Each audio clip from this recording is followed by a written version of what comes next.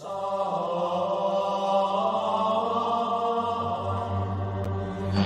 you will know my name is the Lord.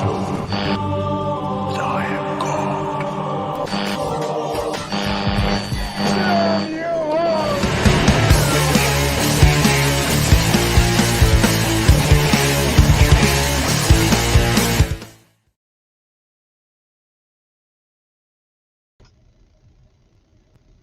Welcome one, welcome all to the one, the only Junk Shop Library channel, home of Improv Bible Study, the Atheist Bible Study, where we read every last suffering word of the King James Version of 1611 because it's the one in the public domain, and then rip it a new asshole from a modern humanist perspective.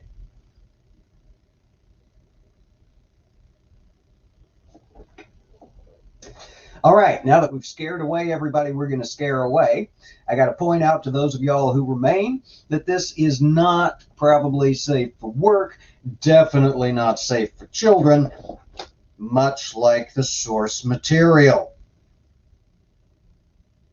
If it's bad, it's in here. And more likely than not, explicitly endorsed with instructions. Welcome. I see the chat filling up. New friends of the channel, old friends of the channel, and my wonderful partner, Julie, from the Wine and Reason channel. Good to see everybody here. Thank you for coming. We're in the book of Daniel right now. Finally got out of Ezekiel.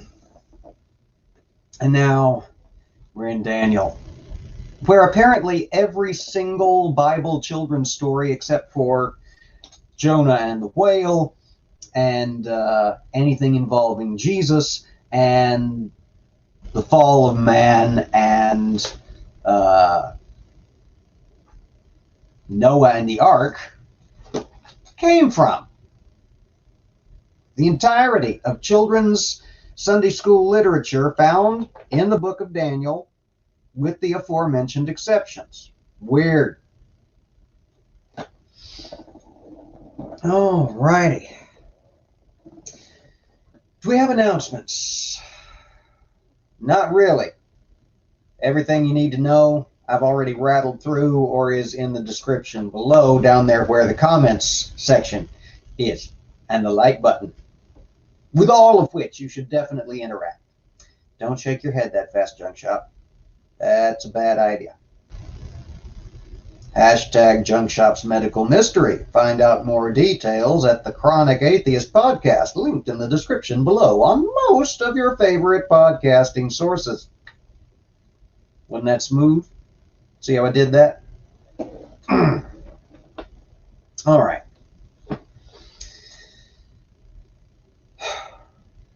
I think I've preambled about as much as I can preamble. I guess it's time to amble now. Surprise to none, I have no fucking clue what I did with my glasses.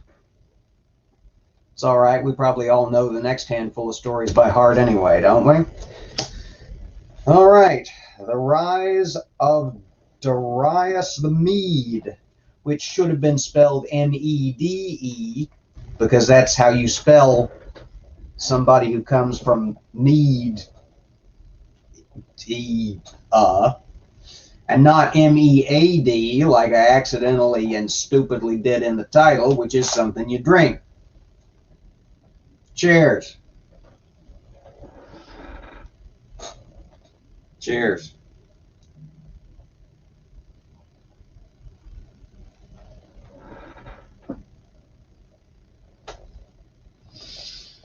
"62 years old, Darius the Median took the kingdom."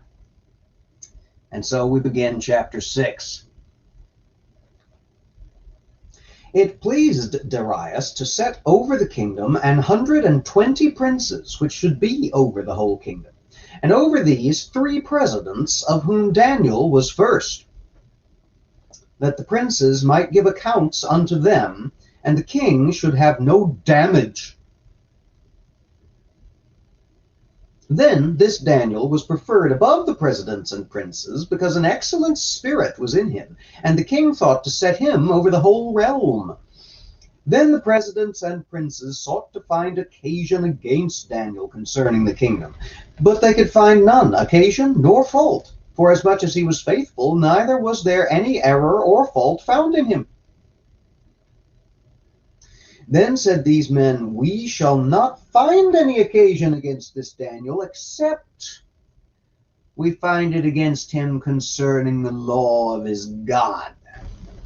Then these presidents and princes assembled together to the king, and said thus unto him, King Darius, live forever. All the presidents of the kingdom, the governors and the princes, the counselors and the captains have consulted together to establish a royal statute, and to make a firm decree, that whosoever shall ask a petition of any god or man for 30 days, save of thee, O king, he shall be cast into the den of lions. Now, O king, establish the decree, and sign the writing, that it be not changed according to the law of the Medes and Persians, which altereth not. Wherefore King Darius signed the writing and the decree. Now, when Daniel knew that the writing was signed, he went into his house, and his windows being open in his chamber toward Jerusalem, he kneeled upon his knees 3 times a day, and prayed, and gave thanks before his God, as he did aforetime. Then these men assembled, and found Daniel praying and making supplication before his God. Then they came near, and spake before the king concerning the king's decree. Hast thou not signed a decree, that every man that shall ask a petition of every god, any god or man within 30 days, save of thee, O king, shall be cast into the den of lions? The king answered and said, The thing is true, according to the laws of the Medes and Persians, which altereth not.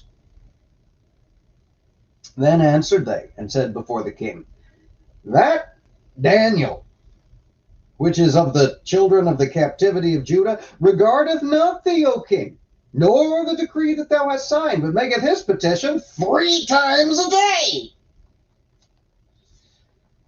Then the king, when he heard these words, was sore displeased with himself, and set his heart on Daniel to deliver him, and he labored till the going down of the sun to deliver him. Then these men assembled unto the king, and said unto the king, Know, O king, that the law of the Medes and Persians is, that no decree nor statute which the king establisheth may be changed. Then the king commanded, and they brought Daniel, and cast him into the den of lions. Now the king spake, and said unto Daniel, Thy God, whom thou servest continually, he will deliver thee. And a stone was brought, and laid upon the mouth of the den, and the king sealed it with his own signet, and with the signet of his lords, that the purpose might not be changed concerning Daniel. Then the king went to his palace, and passed the night fasting. Neither were instruments of music brought before him, and his sleep went from him. Then the king arose very early in the morning, and went in haste unto the den of lions. And when he came to the den, he cried with a lamentable voice unto Daniel. And the king spake, and said to Daniel, O Daniel, servant of the living God, is thy God, whom thou servest continually, able to deliver thee from the lions?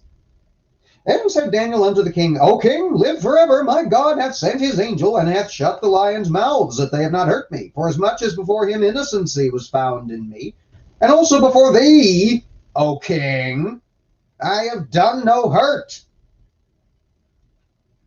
Then was the king exceeding glad for him, and commanded that they should take Daniel up out of the den. So Daniel was taken up out of the den, and no manner of hurt was found upon him, because he believed in his God. Then the king commanded, and they brought those men who had accused Daniel, and they cast them into the den of lions. Them, their children and their wives, and the lions had the mastery of them, and brake all their bones in pieces, or ever they came at the bottom of the den. Then King Darius wrote unto all people, nations, and languages that dwell in all the earth, Peace be multiplied unto you. I make a decree that in every dominion of my kingdom men tremble and fear before the God of Daniel, for he is the living God and steadfast forever, and his kingdom that which shall not be destroyed, and his dominion even shall be even unto the end. He delivereth and rescueth, and he worketh signs and wonders in heaven and in earth, who hath delivered Daniel from the power of the lions. So this Daniel prospered in the reign of Darius, and in the reign of Cyrus the Persian.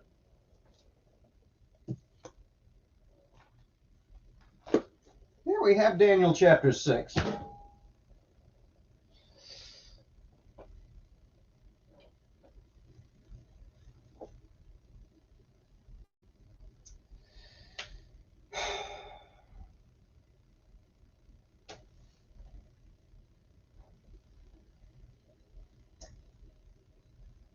I fucking hate and resent these apparently endless cycle of stories that essentially boil down to worship God at all costs. You know, he that denieth me before men, him also will I deny before the Father which art in heaven. All right. So anyway, we got to summarize this because there might be somebody watching this who doesn't already know this story by heart since they were 3 years old. And also because I wouldn't know how to proceed if I broke my fucking pattern, because I've been doing this exactly the same way for 2.5 years, and I was brought up Methodist, and old habits die hard.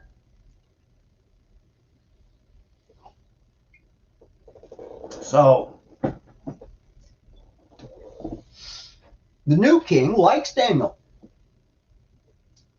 much as did, on the rare occasions when he noticed him, Belshazzar, the king before him, as did, on the rare occasions when he happened to notice him, Nebuchadnezzar, the king before him. Daniel's one long-lived son of a bitch. Either that or some of these reigns of kings are really fucking short. I mean, we only got one story out of the entirety of the reign of Belshazzar, and that was the writing on the wall. You know, the vision of the indecipherable smudges that appeared on the wall just above the candlestick in the middle of the banquet while the king was drunk off his tits on wine. Just little details that really just make the story. Okay, so the new king likes Daniel too. Daniel, who at this point has got to be getting on in years. But old man Darius, and yes, old, 62, fucking ancient of motherfucking days in the Bronze Age. I mean, among other things, he survived fucking palace intrigue for this long. I don't care how old he was when he ascended the throne of his kingdom of the Medes and the Persians. Now he's still warlording about, crushing all before him, having Belshazzar assassinated, and moving on up in the world, taking over the fucking Belshazzarian Empire as well. So he takes over Babylon. And he likes Daniel and promotes him even further up the chain of command than he ever was to begin with. Appoints viziers or whatever over all the leaders of the kingdom, and puts Daniel in charge of all of them. Puts him in charge of the three that rule over all of them, who rule over all of the others, who rule over everybody else, so the king doesn't have to be fucking bothered with shit. flashbacks to the story of Moses when he was trying to be all hands-on judge for every little Tom, Dick, and Harry quarrel, and finally the Lord came to him and said, "You're going to burn out, motherfucker. Deputize!" Probably nobody remembers that story except for string theories, who's been starting way back in the beginning. All right. So,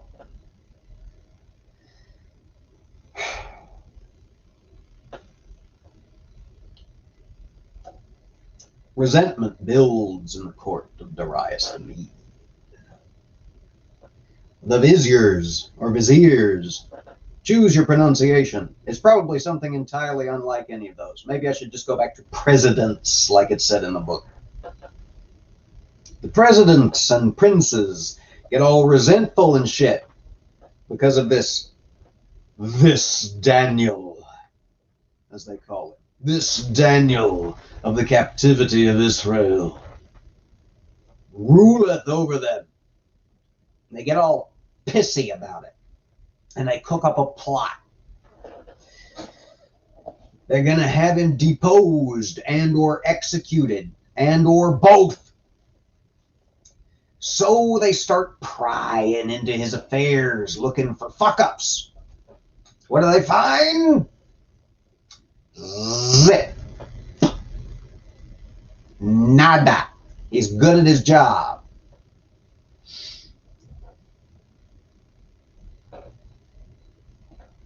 So they, of course, give up and proceed to obey the king's commands like good soldiers. No. What do they do instead?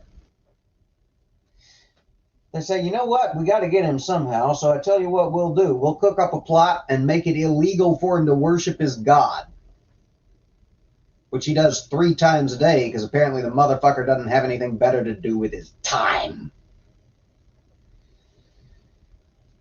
So they go to the king and they suck up to the king for a while. They tell him to live forever and they tell him how beautiful he is and they pucker up real good. And finally they say, okay, here's the thing. We think it would be a great idea for you to forbid anybody asking anybody else for anything, including blessing, for, I don't know, 2 months. Give it a trial run. Promote yourself to godhood and see what could possibly go wrong. And Darius the Mead, despite the fact that he's apparently so taken with this Daniel of the captivity of Israel that he promoted him to second in command, second only to himself over the whole fucking kingdom, apparently hasn't noticed or didn't consider that he's a devout worshiper of a floating lamp deity from the back-asswards bit of the burning-ass desert in the middle of nowhere way over to the west somewhere. So he says, you know what, that sounds like a good idea. I could do with some being worshipped. And he signs the decree.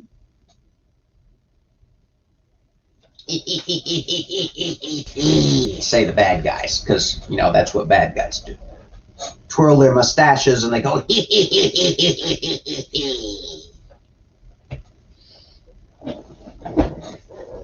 and they do this number.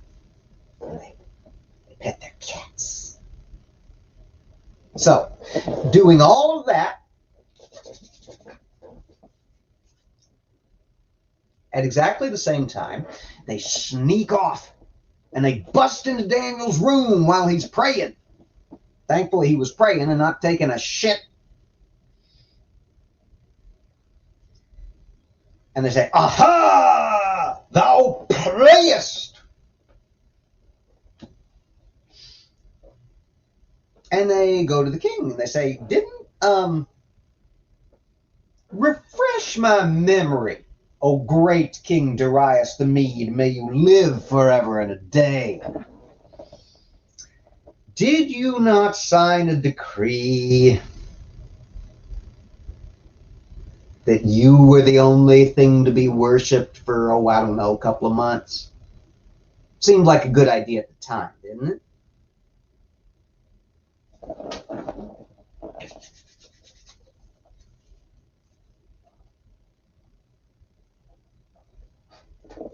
And the king says, well, I don't know what all this business is about, but yeah, I sure enough did. And it can't be changed, because one of the weird peculiarities of the law of my empire is that we can't change any of the laws once we put them in place. And they say, well, here's the thing. You know this Daniel of the captivity of Israel? The king says, of course I do. He's second in command, second only to me, ruler over all the kingdom, and y'all motherfuckers too. And the princes and presidents and commanders and so forth and so on go,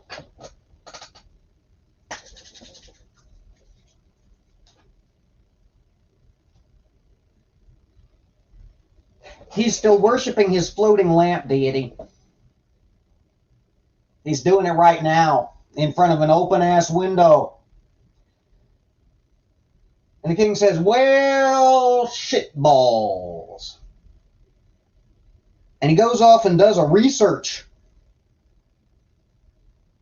And nothing happens for the entire rest of the day till the sun goes down, because the king's busy researching, trying to figure out a loophole in the law of the unchanging laws. Well, spoiler alert, he ain't find one. So he says, okay, bring Daniel in. He says, Daniel, did you did you by any long chance not happen to hear about the worship me only thing? Did you not get the memo? Daniel says, no, I got the memo. I just didn't see it worth fooling with since I worship the God. King says, oh, you dumb son of a bitch. Okay. All right, well, here's the thing. I have this convenient den full of lions. Hole in the ground full of lions that I throw people into when they piss me off. And I'm going to have to throw you in now because you worshipped something else. You couldn't have waited 2 fucking months to do your thrice daily. All right, so I've got to throw you into the thingummy. I hope worshiping your God is worth it. Surely he'll be able to pull your bacon out of the fire. Metaphorical in this story, fire. It's lions instead. Daniel says, oh, I wouldn't sweat it, king. So the king has him thrown into the fucking lion's den, puts a rock on top, puts some sealing wax on top of that, goes home and pouts. Stresses out all day and won't let the musicians play their stuff. Comes out early in the morning, goes to the convenient den of lions. It's like that fucking that fucking bar in oh shit, what was it? Skyfall. Ring knows what I'm talking about, I guarantee it. That convenient bar in the gambling palace in Skyfall that has just happens to have convenient Komodo dragons in the floor. Big ass pit in the floor with a bridge over it, and there's fucking Komodo dragons there that drag people under the bridge and eat them alive for no readily discernible reason other than bad guy disposal. Anyway, it's not a big plot point. So anyway, he's got this convenient lion's den. He goes out to it in the morning and he shouts into it and says, hey, you still alive in there, buddy? Daniel says, of course I'm alive. I worship the God.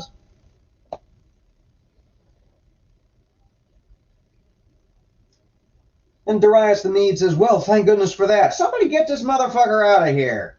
So they throw him a rope and haul him out. He says, bring me my princes and viziers and presidents and shit. So they do. He says, throw their ass in. And while you're at it, throw their wives' ass in. And while you're at it, throw their kids' ass in. Exterminate the entire bloodlines of everybody who cooked up this stupid-ass plot. So they do. And the lions break every one of their bones afore they had reached the floor of the den, which is surely a little bit of dramatic license, because I don't care how fast moving you are, there's no way you're going to jump and break everybody's bones in midair, especially if you ain't got fucking thumbs. And that's the story of Daniel and the lion's den. A little palace intrigue, a little snidely, whiplashy villainy, and child murder to top it all off. justified because they're the children of bad people and you deserve what your daddy gets. Justice.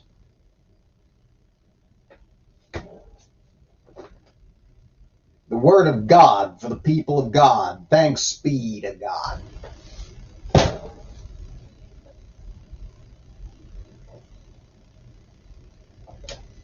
Some problems with this story. I mean, hey, there's the fact that it didn't fucking happen.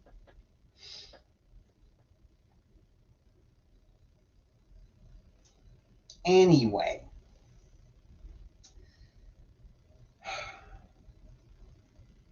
The entire point of the story, as far as I can piece together, is, like I said at the beginning, worship the God and do it at any cost. Stand before God in the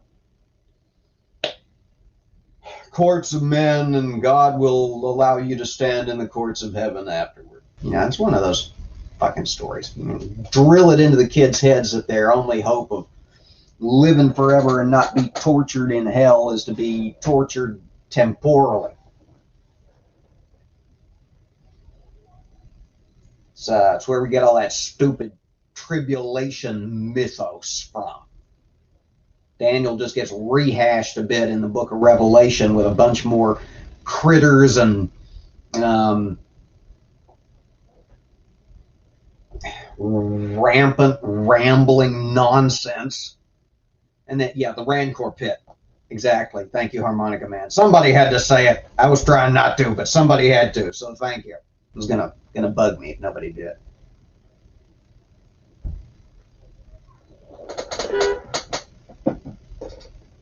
So, not a lot to this story, really.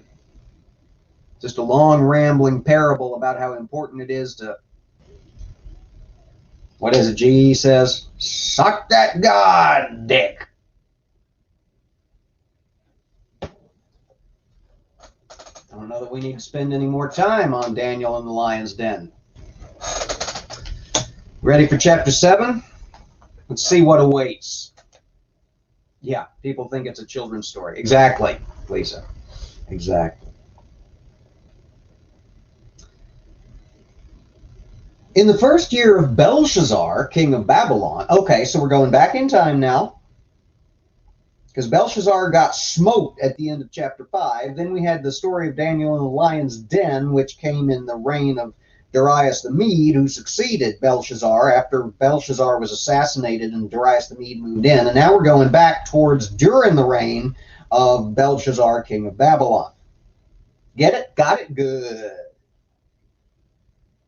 In the first year of Belshazzar, king of Babylon, Daniel had a dream and visions of his head upon his bed. Then he wrote the dream and told the sum of the matters.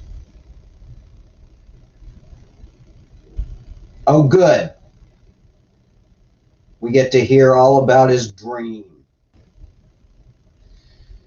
Just exactly what I wanted. To hear about the dream some rando had last night.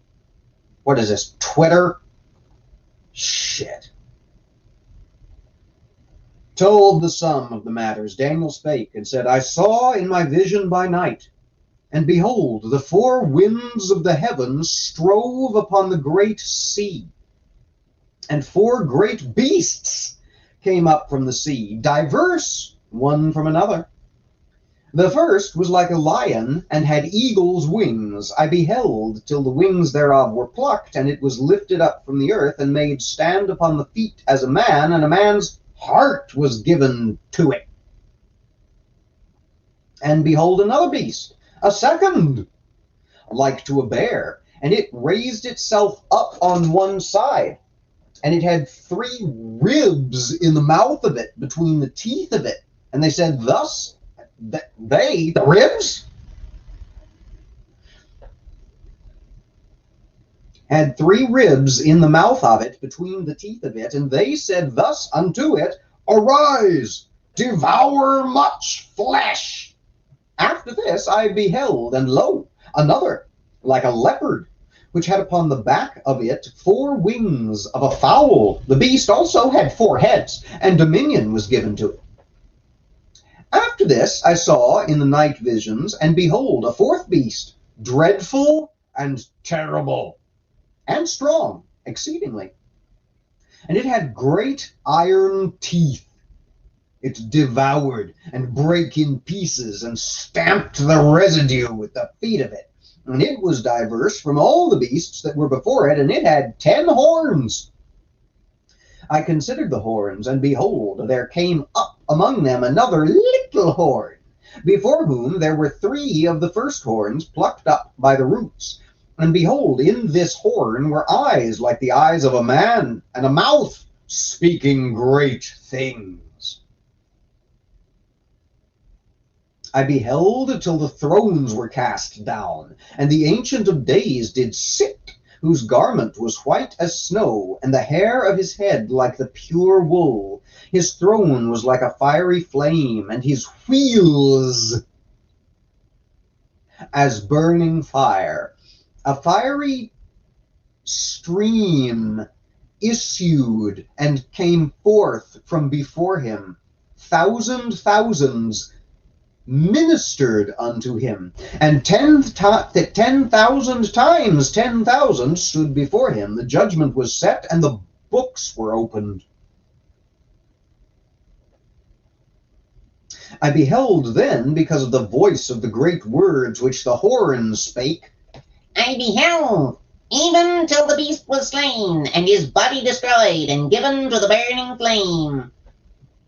As concerning the rest of the beasts, they had their dominion taken away, yet their lives were prolonged for a season and a time.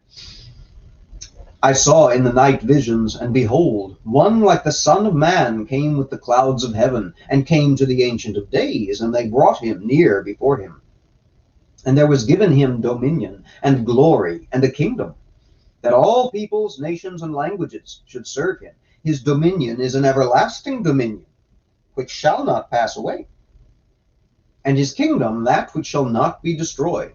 I, Daniel, was grieved in my spirit in the midst of my body, and the visions of my head troubled me.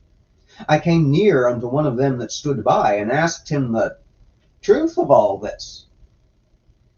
So he told me, and made me know the interpretation of the things. These great beasts, which are 4 kings which shall arise out of the earth. But the saints of the Most High shall take the kingdom, and possess the kingdom forever, even forever and ever. Then I would know the truth of the fourth beast, which was diverse from all the others, exceeding dreadful, whose teeth were of iron, and his nails of brass, which devoured, brake in pieces, and stamped the residue with his feet, and of the 10 horns that were on his head, and of the other which came up, and before whom 3 fell, even of that horn that had eyes, and a mouth that spake very great things, whose look was more stout than his fellows. I beheld, and the same horn made war with the saints, and prevailed against them, until the Ancient of Days came.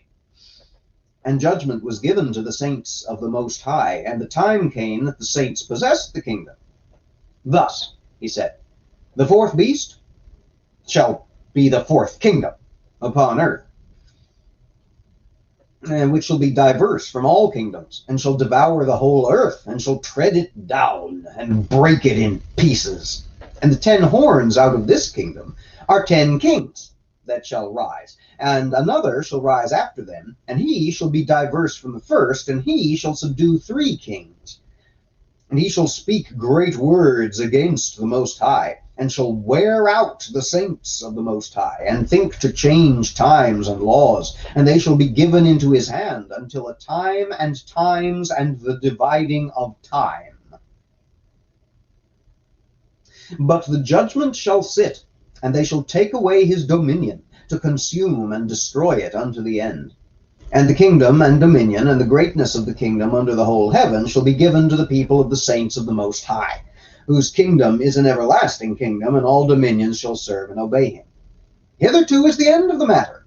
As for me, Daniel, my cogitations much troubled me, and my countenance changed in me, but I kept the matter in my heart. Daniel chapter 7.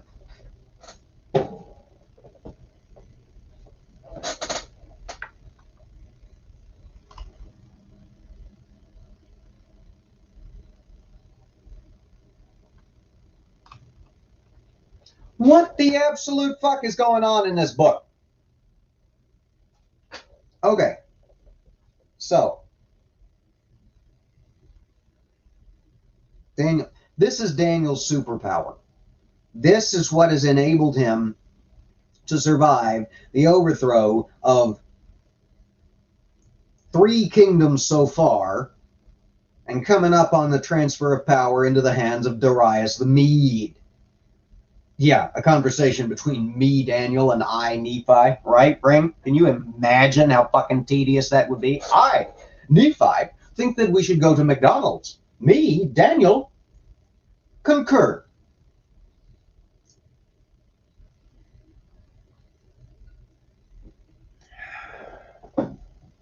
Okay.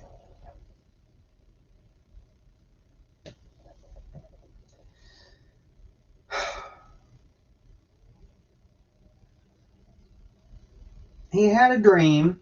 He interpreted the dream, because that's what he does. And he told, I thought he said he told somebody about it. Did it not? He wrote the dream and told the sum of the matters. Are we to interpret from that that the telling of the matters was him writing it down?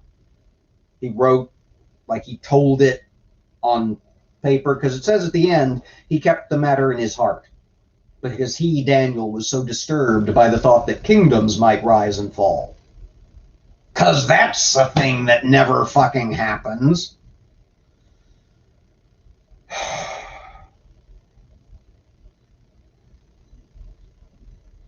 Just more of this Bible crap, y'all. Just blah, blah, blah, blah, blah, blah, blah. Face filler, space, comma, comma. God damn. We ain't never going to get out of this fucking thing.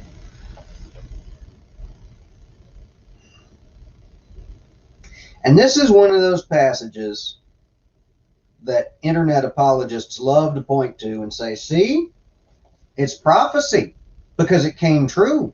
He prophesized. I know that's not the word, but a lot of people seem to think it is for some reason. He prophesied that kingdoms would fall, and behold, kingdoms fell, and that alliances would form and be overthrown, and behold, they were. It says so in the book. And also, it's a thing that happens in real life. Well, no shit, motherfucker. Goddamn. This is not rocket surgery. Kingdoms rise, kingdoms fall, alliances happen and are overthrown. It happens. Get over it. You could write down in a book that there's going to be you could, get your fucking Book of Eric journal and write in it that there's going to be a solar eclipse sometime in the future, and it's a prophecy that shall come to pass.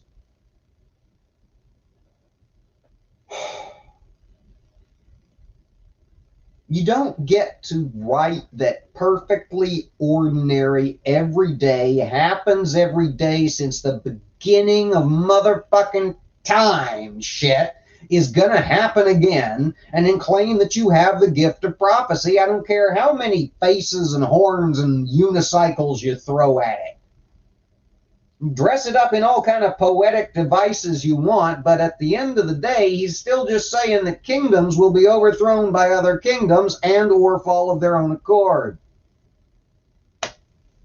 Really? Nay.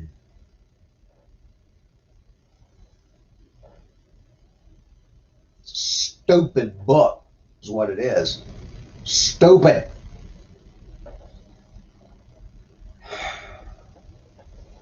God damn.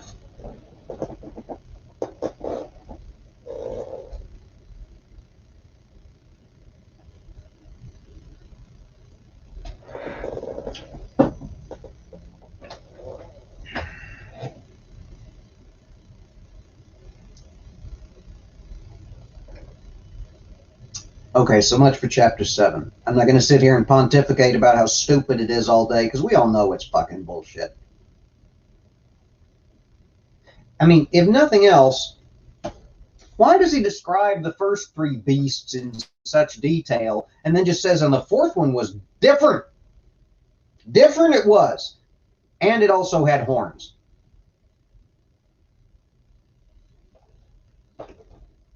All the others are like animals and have, you know, wings like a chicken. Whatever. The fourth one, just different.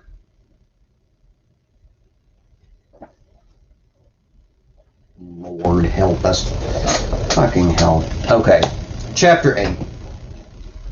In the 3rd year of the reign of King Belshazzar, a vision appeared unto me. Oh, good. Another vision. Well, I guess technically the last one was a dream, so now we get visions. Yippee. In the 3rd year of the reign of King Belshazzar, a vision appeared unto me, even unto me, Daniel, after that which appeared unto me at the first. And I saw in a vision, and it came to pass, when I saw that I was in Shushan at the palace, which is in the province of Elam. And I saw in a vision, and I was by the river of Ulai. And I lifted up mine eyes, and saw, and behold, there stood before the river a ram, which had 2 horns. And the 2 horns were high, but one was higher than the other, and the higher came up last. I saw the ram pushing westward, and northward, and southward, so that no beasts might stand before him. Neither was there any that could deliver out of his hand, but he did according to his will, and became great. And as I was considering, behold, an he-goat came from the west on the face of the whole earth, and touched not the ground. And the goat had a notable horn between his eyes. And he came to the ram that had 2 horns, which I had seen standing before the river, and ran unto him in the fury of his power. And I saw him come close to the ram, and he was moved with choler against him, and smote the ram, and brake his 2 horns. And there was no power in the ram to stand before him, but he cast him down to the ground and stamped upon him. And there was none that could deliver the ram out of his hand. Therefore the he-goat waxed very great, and when he was strong, the great horn was broken. And for it came up 4 notable ones toward the 4 winds of heaven. And out of one of them came forth a little horn, which waxed exceeding great toward the south, and toward the east, and toward the pleasant land. And it waxed great even to the host of heaven, and cast down some of the host and of the stars to the ground, and stamped upon them. Yea, he magnified himself even to the prince of the host, and by him the daily sacrifice was taken away, and the place of his sanctuary was cast down. And an host was given him against the daily sacrifice by reason of transgression, and it cast down the truth to the ground, and it practiced and prospered. Then I heard one saint speaking, and another saint said unto that certain saint which spake, How long shall be the vision concerning the daily sacrifice, and the transgression of desolation, to give both the sanctuary and the host to be trodden under foot? And he said unto me, Unto 2,300 days, then shall the sanctuary be cleansed. And it came to pass, when I, even I, Daniel, had seen the vision, and sought for the meaning, then behold, there stood before me as the appearance of a man. And I heard a man's voice between the banks of Ulai, which called and said, Gabriel, make this man to understand the vision. So he came near where I stood, and when he came, I was afraid, and fell upon my face. But he said unto me, Understand, O Son of Man, for at the time of the end shall be the vision. Now, as he was speaking with me, I was in a deep sleep on my face toward the ground, but he touched me and set me upright. And he said, Behold, I will make thee know what shall be in the last end of the indignation. for at the time appointed the end shall be. The ram, which thou sawest having 2 horns, are the kings of Media and Persia. And the rough goat is the king of Grecia, and the great horn that is between his eyes is the first king. Now that being broken, whereas 4 stood up for it, 4 kingdoms shall stand up out of the nation, but not in his power. And in the latter time of their kingdom, when the transgressors are come to the full, a king of fierce countenance and understanding dark sentences shall stand up. And his power shall be mighty, but not by his own power. And he shall destroy wonderfully, and shall prosper and practice, and shall destroy the mighty and the holy people. And through his policy also he shall cause craft to prosper in his hand, and he shall magnify himself in his heart, and by peace shall destroy many.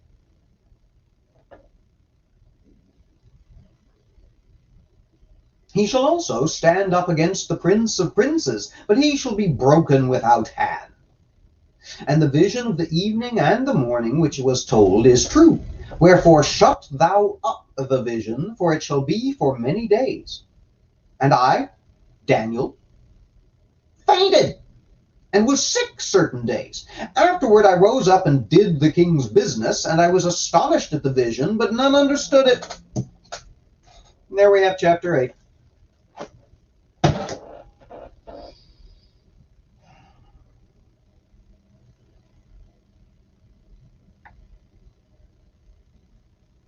Okay, so 3 years after his first miraculous dream, which involved giant monsters with horns that symbolized other stuff, and the other stuff that they symbolized was kingdoms rise and kingdoms fall, and he interpreted that just fine by himself. Close parenthesis. 3 years after that, he dreams another dream, and it features great creatures with horns that rise and fall and break off and war one with another in the area where the current king is ruling, and he is baffled. Can't make it out. Puzzled and puzzled till his puzzler was sore.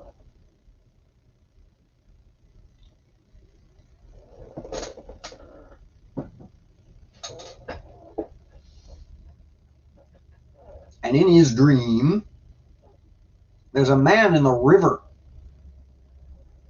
or a voice in the river. The voice of a man is in the river, and the voice in the river says, Gabriel, interpret for this motherfucker. Because this dense son of a bitch apparently can't remember this sort of basic fucking imagery that he was perfectly fine interpreting 3 years ago. I think he's starting to slip in his old motherfucking age. So Gabriel comes over, and Daniel falls down. Gabriel says, get your ass up and look at the goat. The book of the prophet Daniel. Or, get your ass up and look at the goat. Maybe I should make merch. Let's get your ass up and look at the goat. You remember the ram that was there before the goat smote it? Well, before it got goat smote, the ram symbolized the king. And the horns, the kingdoms. And then another great horned beast came along and broke off the horns and trampled them underfoot. You see where I'm going with this? Daniel. Jesus Christ. Okay. Remember it when you wake up and just trust that it's going to come true. And Daniel passes out and wakes up a few days later. He passes out in the dream and wakes up in the real world a few days later. and just up and goes about the king's business. And he doesn't tell anybody about his dream, because he's scared to admit to the viziers and presidents and princes and so forth and so on that he was out sick with dream hangover. I don't hardly blame him.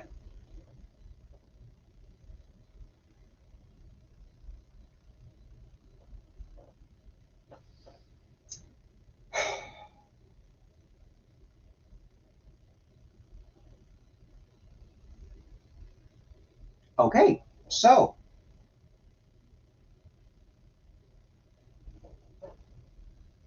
we've been going almost an hour somehow. I think I spent too much time on Daniel in the Lion's Den. Hashtag goat smoke. Yep. Okay, so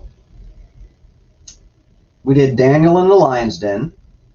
We did the vision of the three beasts that were like other things, and the fourth beast that was different and had teeth but no face and had wheels, which we just sort of glossed over and didn't mention. No interpretation of what the wheels represented, but the wheelie beast with the iron teeth that represented the king at the end of the world. And then we skipped forward 3 years, but remained within the reign of Belshazzar, who was already dead when we went through chapter 6, which was the story of Daniel in the lion's den in the court of Darius the Mead, who succeeded Belshazzar after Belshazzar's assassination. This is as bad as the Texas Chainsaw Massacre timeline. Jesus Christ. 3 years later, but still within the reign of Belshazzar, he has another dream, and he can't interpret it, despite the fact of it being even more straightforward than the one that he already dreamed and knew how to interpret. And after the goat smote incident, the river talks to the man who talks to Daniel and explains the whole thing to this dense-ass motherfucker, and he faints in the dream and wakes up several days later and goes about his business. And that's what we learned on the show tonight, Craig. Aren't you glad you came here today?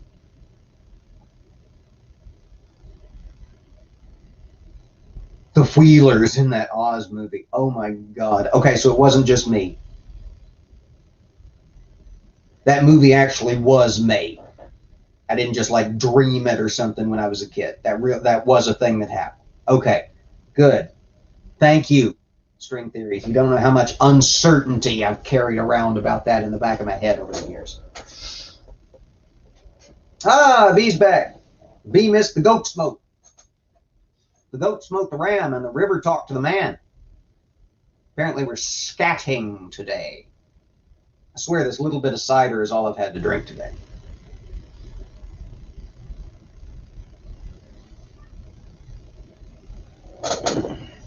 Oh. Well, thank you, B. You're pretty cute yourself, you know.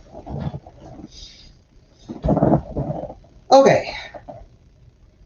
So we've been lion's denned and goat smoked, and one of the beasts had wheels. And also villainy.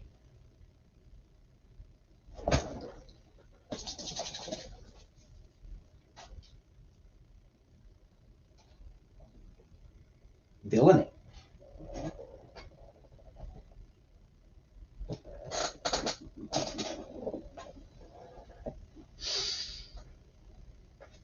Thank you all for coming. Thank you everybody who's been listening to the podcast. I'm both surprised and gratified that resonates with people. Anybody who doesn't know what I'm talking about, the Chronic Atheist podcast is linked in the description below.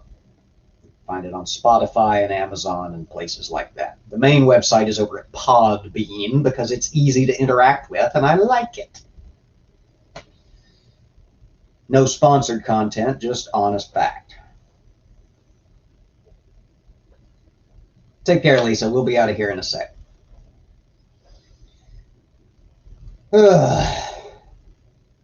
Book is a hot mess, y'all. Hot fucking mess.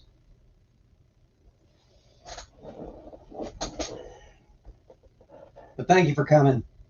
Thank you for suffering through it with me anyway. Poor string theories isn't going to know whether they're coming or going, bouncing back and forth between almost opposite ends of the Old Testament like this. Oh my goodness. Okay. If nothing else, we'll be back together on Saturday of this coming up week. Because I really want to keep on getting through the Book of Mormon. I had circumstances that prohibited me from taking care of it yesterday. So it didn't, in fact, come to pass. As we always say before we roll out of here, on our wheels. Full circle. Because of the wheels. Everybody take care and be safe. Stand against hate. And we will see y'all again soon.